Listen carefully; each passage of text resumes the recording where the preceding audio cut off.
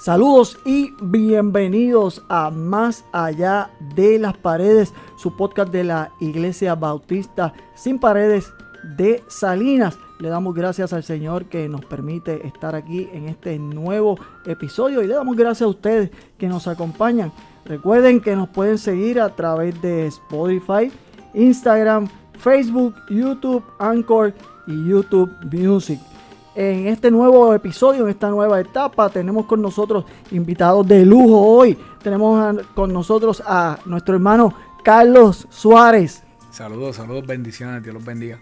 Y también a nuestro hermano José Díaz. Gracias por la invitación y Dios les bendiga a todos. Le damos gracias por estar con nosotros y como de costumbre a nuestro hermano técnico, escritor, productor, etcétera, etcétera. Cristian. Saludos. Hoy vamos al tema rapidito. Hoy vamos a estar hablando de lo que es el Evangelio de la Prosperidad. Esto es algo que se está dando y que estamos escuchando mucho en diferentes círculos y en diferentes esferas de lo que es el cristianismo, este evangelio de la prosperidad. Y lo primero que quiero traer a la mesa y traer a la discusión, que podamos abundar sobre esto, es si esto es llamado el evangelio de prosperidad. Esto significa que entonces hay más de un evangelio, porque si esto se llama evangelio de la prosperidad, pues entonces significa que hay más de un evangelio. No sé quién quiera comenzar a abundar sobre esto. Quisiera contestarte utilizando Gálatas 1:7 al 8. No que haya otros, sino que hay algunos que os perturban y quieren pervertir el evangelio de Cristo. Mas si aún nosotros o un ángel del cielo os anunciare otro evangelio diferente al que os hemos anunciado, sea anatema. No hay otro evangelio. Hay distorsiones del evangelio. Pero el evangelio de Cristo, el evangelio que llama al hombre a arrepentimiento con la buena noticia de salvación, no es el mismo que se está predicando hoy día en muchos lugares, especialmente el evangelio de la prosperidad, donde enfatiza que Dios tiene un contrato con el hombre para bendecirlo en todo lo que él haga, pero no necesariamente el hombre se tiene que arrepentir. Es un evangelio donde Dios es un recurso, no es la meta. Es un recurso para yo tener una vida placentera, libre de enfermedades, con unas finanzas saludables que puedan permitirme un estilo de vida que se acomode a mis deseos y no a la voluntad de Dios. Y esto está bien lejos. Le di un énfasis a una palabra, arrepentimiento. El énfasis a esta palabra que creo, ¿verdad?, por la definición y por lo que nos estaba mencionando, que no encaja, ¿verdad?, con este evangelio de prosperidad, arrepentimiento. ¿Nos puede hablar un poquito más de esa palabra arrepentimiento y qué conlleva esto? Cuando venimos al Cristo, nosotros venimos por un llamamiento de nuestro Señor. Un llamamiento a arrepentimiento, a cambiar de mente. Porque nosotros, nacidos en el pecado, llenos de nuestro orgullo, nuestra maldad, vivimos de espaldas a Dios y siendo enemigos de Dios. En Cristo, Dios nos reconcilia con Él mismo y ese es el mensaje del evangelio. Hemos sido reconciliados con Dios por medio de Cristo para salvación y vida eterna, pero eso tiene un requisito. En Marcos capítulo 1, versículo del 1:5 dice: el reino de los cielos se ha acercado, diciéndolo el Señor mismo, Jesucristo, arrepentíos y convertíos. El arrepentimiento es la parte angular o fundamental en nuestra relación con Dios. Una persona que no se arrepiente es una persona que sigue viviendo bajo el estado de violencia contra Dios, de rebeldía contra Dios, recibiendo o siendo hijos de ira, destinados a ¿qué?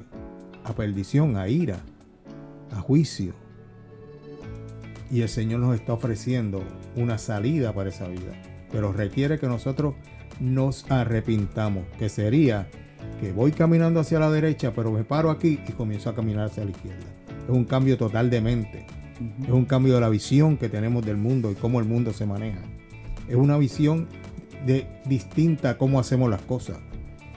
No vivimos para nosotros, sino para la vida y la gloria de nuestro Señor Jesucristo. Sí, hablando acerca de la primera pregunta, de si hay otro evangelio, el evangelio que produce la prosperidad es un evangelio light. Es un evangelio que no tiene un fundamento o base, especialmente en los evangelios, ¿verdad? Según los apóstoles, bíblica. Es tergiversar ciertos versículos, ¿verdad? Para beneficio o para confirmar lo que ellos entienden que es la prosperidad terrenal. Dios nos dijo bien claro que en Apocalipsis que Él se iba a hacer morada para nosotros en el cielo, porque nosotros no pertenecemos a este mundo. Nosotros somos pasajeros en este mundo y tenemos una entrada directa al cielo, ¿verdad? Bajo lo que hizo Jesucristo por nosotros en la cruz. Y ese no es el evangelio que ellos tienen. Ese no es. O sea, el evangelio real que está en el Nuevo Testamento, del que habló Pablo, del que habló Pedro, del que habló Santiago, del que habló Juan y los demás apóstoles, ¿verdad? Y Mateo y Lucas, el escriba, no es el evangelio que ellos tienen. Está bien distorsionado. Se puede decir que es un evangelio para su conveniencia, que le busca convencer, para ellos mismos, ellos buscan tergiversar la palabra para que ellos, para su conveniencia, sí, para que ellos se puedan beneficiar de algo. Y si hay algo que no les gusta, pues ellos los cambian, y eso es lamentable. Eso es porque engañan a otros a través de eso. Y eso se está viendo, se está viendo cada día, se está viendo todos los días. Uno puede ver 1000 cosas y va a aparecer eso. Sí, y tal vez, continuando con esta línea de pensamiento, tal vez no se nos presente literalmente como evangelio de la prosperidad, ¿verdad? Tal vez no les presenten literalmente, o sea, ese tipo de idea. Pero les pregunto, ¿cómo lo podemos identificar? ¿Qué características podemos ver, además de las que ya mencionaron, de este sistema doctrinal? ¿Qué características nosotros podemos visualizar en un grupo de personas o en una congregación que se está enfocando? Porque tal vez no es necesariamente una congregación que ya está siendo completamente partícipe de este sistema doctrinal, sino que está empezando a adoptar ideas de este sistema o de este evangelio de prosperidad, o tal vez no tiene la palabra evangelio de prosperidad como tal, no tiene ese título, no tiene ese nombre y apellido, pero sí está empezando a adoptar ideas. ¿Qué características podemos ver, que podemos decir, que podemos sonar ¿verdad? La alarma? ¿Qué señales podemos ver y decir, esto ya podemos identificar que esto es evangelio de prosperidad o que esto es el sistema doctrinal? Se caracteriza mucho, principalmente, porque el enfoque es a la bendición financiera y a la salud o al bienestar físico, considerándolos como que es siempre la voluntad de Dios para ellos. Que si yo tengo fe en Dios, ese es el punto, tengo fe en Dios, Él me va a dar seguridad y prosperidad. Y hace un énfasis en el desarrollo o en el empoderamiento personal.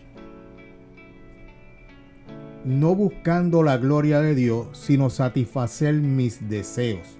Satisfacer lo que yo quiero para mi vida. Una de las cosas que generalmente hacen es la declaración positiva. Créelo, confiésalo y lo vas a tener. Así que vemos gente con carros puestos en las puertas de las neveras, tienen casa, fotografías de casa, viajes, tienen un montón de cosas materiales que son su objetivo utilizando a Dios como medio. ¿Ah? Y ese tipo de evangelio no concuerda con el evangelio de Cristo que nosotros tenemos en la Biblia. No concuerda, es totalmente distinto, con un enfoque distinto, porque es el hombre buscando su gloria en lugar de glorificar a Dios. Dios no es su Dios, es un medio, es un recurso para él alcanzar sus propósitos personales y su desarrollo personal. Cuando hablamos de empoderarnos, estamos hablando de que nosotros gobernamos nuestra propia vida, y cuando hacemos eso, estamos excluyendo a Dios en una relación. Dios viene a ser el lugar del Dios soberano, el Dios sujeto a mi voluntad. Un Dios de bolsillo o una TH. Eso es lo que prácticamente están promoviendo, y es la manera en que se está manifestando. Una forma que podemos mirar acerca de, como dijiste, ¿verdad? El hermano Edil, como dijo también el hermano Cheo, es quién nos expone el evangelio. ¿Quién es el que lo expone? El apóstol, el profeta, el evangelista, que viene con una información nueva de parte de Dios, que viene con una predicación que no está dentro de la Biblia, que no es parte de la palabra. Pues mire, si usted tiene eso como su guía, vaya a la Biblia, mire a la Biblia, porque le están enseñando mal. Y muchas veces confundimos las emociones que estas personas nos traen con postulados bíblicos que no están. Sumamente peligrosos las emociones. Sí, entonces no tan solo que las emociones son peligrosas, sino que son pasajeras y temporeras. Exacto. Y necesitamos más de ellas, y más, y más, y más. Entonces viene el evangelista y tienen, qué sé yo, 2 horas de música y de adoración, y no tienen palabras. O no hablan acerca del pecado, del arrepentimiento, de llegar a los pies de Cristo, de sujetarse. Hay algo bien importante: toma tu cruz todos los días y sígueme. Lo dice la palabra, ¿verdad? Y ellos eso se lo ponen, como dijo el hermano, en el bolsillo, porque esa parte de Dios no les gusta.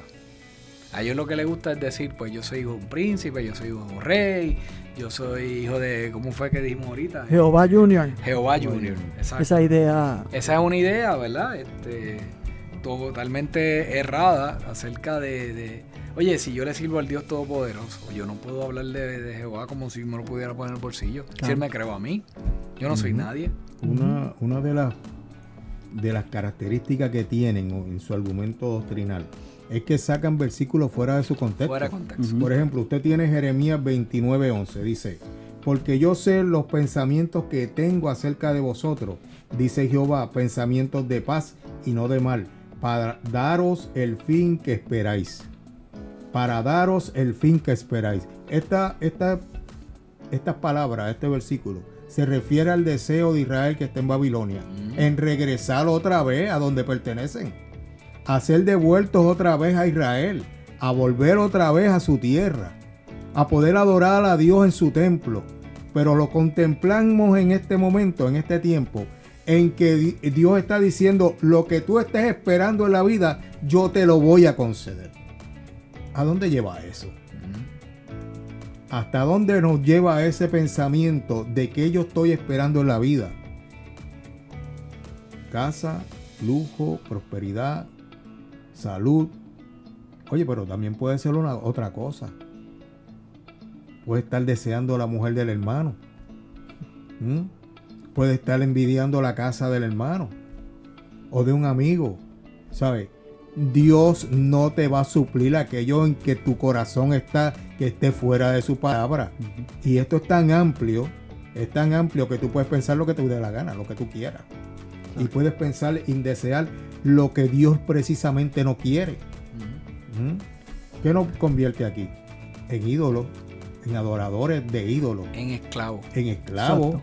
Porque no eres tú te libre conviertes, si tu finalidad es simplemente el dinero, tú te vuelves el dinero se vuelve un ídolo para ti. Pues tu adoración gira alrededor de lo que vas a recibir. Es triste porque este tipo de doctrina, ¿verdad? Niega rotundamente el sometimiento. Yo no me someto a Cristo. Yo soy parte de ese reino, por ende, yo soy juez y jurado en ese reino. Lo más triste de eso es que engañan a gente que piensan que Dios se ha apartado porque no tienen el éxito que tienen los que tienen más éxito dentro de su organización. Hemos tenido, ¿verdad? Y lo podemos ver innumerables de veces, donde hay gente que no tienen para comer, pero tienen para diezmar. Y eso no está bien. Eso no está bien porque estamos hablando que tú vas a dejar el principio, que es Dios y la familia, para glorificar el argumento de otra persona y llevarlo eso a un estándar mayor de lo que Dios te está diciendo que te someta. Porque no todo el mundo, ¿verdad?, va a tener riquezas en la tierra. Dice bien claro, bienaventurados los pobres, porque, ¿verdad?, ellos, hablando acerca de uno de las bienaventuranzas de Cristo. Pero también Timoteo 6:10 dice, porque raíz de todos los males es el amor al dinero, el cual, codiciando algunos, se extraviaron de la fe. Se fueron de la fe original, porque vieron, como los fariseos, hacer dinero por medio de la fe, ¿verdad? Y fueron traspasados de muchos dolores. Esa es 1 Timoteo 6:10. Así que es un evangelio que entra suavecito, entra con muchas cosas dulces, pero al final es como la hiel y es amargo. Hay algo que me gustaría, que estás trayendo a discusión y que me gustaría que abundáramos un poco más. ¿Qué pasa cuando yo, por decirlo de alguna manera, siembro y no recibo? ¿Qué pasa cuando yo estoy sembrando continuamente y no recibo lo que yo estoy esperando? Según ellos, no tienes fe. Exacto. No tienes la fe, no crees, no estás haciendo suficiente. Y cada vez que tú lo haces por obra, y por obra, estás más lejos del reino. Precisamente ellos se utiliza este versículo. Dad y se os dará medida buena, apretada, remecida, rebosando, darán a vuestros regazos, porque con la misma medida que medís, os volverán a medir. ¿Qué está diciendo? Aquí hay siembra y cosecha. Es la ley de retribución, como se alega. Es la ley de retribución. Si yo hago esto para Dios, Dios está comprometido a hacerlo por mí. Comprometido. Si yo diezmo a Dios, y hay algunos que dicen da $10 porque Dios te devuelve al 100 por 1. Si yo doy $1, Dios está sujeto a devolverme a mí 100. Ese es el pensamiento de siembra y cosecha, de la ley de retribución.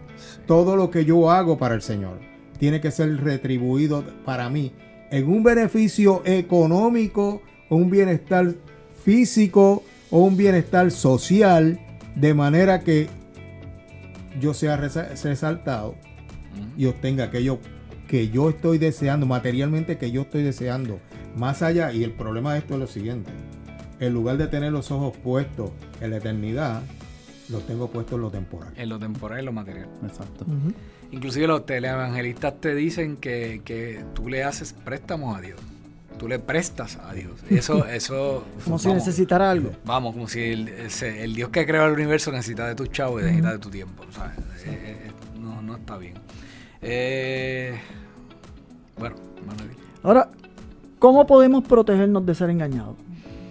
Yo entiendo que la mejor forma es entrando directamente a la palabra, buscando la sana doctrina, estudiando la palabra, ¿sabes? No porque el pastor se paró ahí al frente, usted le va a creer 100%. Usted tiene que estudiar la palabra, tiene que meterse en la palabra. Como dice el pastor, pasarla por el filtro. Pásala por el filtro. Lee la palabra. Si hay algo que usted no entiende, que no tiene lógica, búsquelo. Eso es lo más importante. Y yo creo que nos hemos acostumbrado mucho a sentarnos a que nos digan. Sí. A sentarnos y esperar que nos los den todo digerido. A que nos den ya un papel escrito, por decirlo de alguna manera, ¿verdad? Por poner un ejemplo. Un papel que nos diga pues, paso 1, paso 2, paso 3. Estas son las instrucciones. 7 pasos para ser felices. Y aquí tienes tus 7 pasos, esto es lo que tienes que hacer. Es que ellos son motivadores. Exacto. Son motivadores y son psicólogos y son todo lo demás, pero pastores de rebaño no lo son. Ujú, Bíblicos no lo son. ujú. ¿Verdad? Y como nos dice el hermano Carlos, tenemos que estudiar la palabra. La mejor manera para reconocer lo falso es conociendo lo verdadero. No hay Amén, otra amén, manera. esa es la verdad. No hay otra manera de usted conocer lo falso. A veces nos enfocamos en estudiar lo falso. Y si usted va a estudiar lo falso, no vas a terminar nunca. Porque hay tanto. Ahora mismo esta vertiente de lo que es el Evangelio de la Prosperidad y de lo que es los sistemas doctrinales del Evangelio de la Prosperidad. Si usted empieza a estudiar lo falso, nunca va a terminar. No termina. Pues estudie lo verdadero, que es uno solo. Y así usted reconoce Entonces, lo que es falso. Vamos a la palabra. Efesios 4:14 nos dice lo siguiente: para que no seamos niños sacudidos por las olas y llevados de aquí para allá por todo viento de doctrina, por la astucia de los hombres, por las artimañas engañosas del error. Mire, tiene que escudriñar la palabra para que no lo engañen, para que no seamos como los niños que son fáciles de engañar, ¿verdad? Tenemos que estudiar la palabra. Consecuencias para ir. Consecuencias. Hemos mencionado algunas, pero para... Como te mencioné ahorita, esta doctrina pone al hombre en el centro de su relación con Dios, en lugar de Dios estar en el centro. Nos aleja del Señor y Dios se convierte en un medio y no en el objetivo. Además de eso, promueve que la idolatría, promueve el egoísmo, promueve la satisfacción personal en lugar de agradecer y depender de Dios, alabar a Dios, bendecir a Dios, que es el propósito del ser humano. Fuimos creados para adorarle a Él, no para que Él nos sirva a nosotros. Claro. Exacto. Dice Pablo que nosotros somos esclavos de Cristo, Claro. no los gobernadores de Cristo. Y ese es el problema que nos estamos alejando. Estamos creyendo en prácticamente una herejía. Y el problema aquí es que ¿para dónde tú vas a caminar? O vas para el cielo o vas para el infierno. Tienes que decidirte. Pero para poder caminar rectamente en los caminos del Señor, dice en Mateo 25, hay 2 caminos. Hay 2 vertientes. Una bien ancha y una estrecha. Tienes que escoger. ¿Por qué camino tú vas a ir? ¿Por el camino de la palabra o por el de tu convención, tu visión personal de la vida? ¿O por un engaño? Tus propias concupiscencias. Entonces, ¿cómo vamos a caminar? Y ese es el problema, porque este tipo de evangelio quita a Dios de la vida del hombre. Lo saca a Dios del medio para el hombre colocarse en esa posición. Ese es el problema que tenemos. Y una cosa que tenemos que tener en cuenta, ¿verdad? En las consecuencias de esto es el fácil acceso a este tipo de prédica, porque lo vemos en televisión, lo vemos a nivel nacional, lo vemos en estos pastores de megas iglesias, que también tienen su networking en diferentes, porque lo vemos allá en la iglesia grande, pero están al lado de nosotros también una pequeña, ¿verdad? Así que tenemos que ser bien juiciosos a la hora de medir los espíritus. Y en eso tú tienes el ejemplo de Joel Osteen. Tienes a Joel Osteen, a T.D. Jakes, a Creflo Dollar. Sí, su predicación es motivacional. Motivacional, completamente. Allí no llama a nadie a arrepentimiento. Ni a pecado tampoco. No menciona la palabra pecado. Pues. Lo que habla es relación, vamos a relacionarnos. Y eso lo que culmina es que hay falsos convertidos. Gente que cree sinceramente que está obedeciendo a Dios y están en un engaño. Porque si no hay arrepentimiento y si tu enfoque solamente es tu bienestar económico y tú no has conocido a Cristo. Exacto. Ese es el problema que tenemos aquí. Y tenemos como crecen porque son atractivos, porque te están, como decimos en buen español, te están dorando la píldora. Porque el propósito de ellos no es que tu vida se salve. El propósito de la mayor parte de ellos es cómo me lleno el bolsillo. Sí. ¿Cómo? Porque si tú lo miras bien, guardaespaldas, aviones, carros lujosos, casas millonarias, mientras en medio de la congregación se pasa hambre. Sí, la excusa es que necesito el avión porque tengo que ir a evangelizar. Y cuando tengo el avión necesito un avión mejor porque necesito ir más lejos.